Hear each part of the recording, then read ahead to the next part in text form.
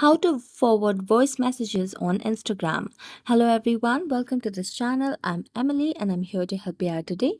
So without any delay, let's get started. Now, first of all, what you have to do is just make sure that your Instagram application is updated to its latest version on your device.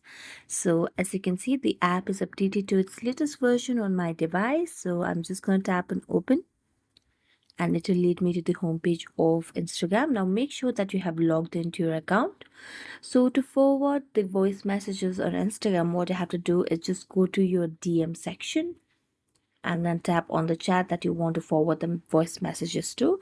So here you can see the voice message over here. Now, if you want to forward this message, what you can do is you can just play this voice message and then scroll down and just tap on the screen recorder section over here, and as a screen record this, you can play this voice message and you can just send that forward voice messages on Instagram.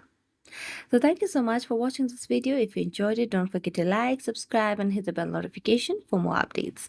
That's it for today and see you next time.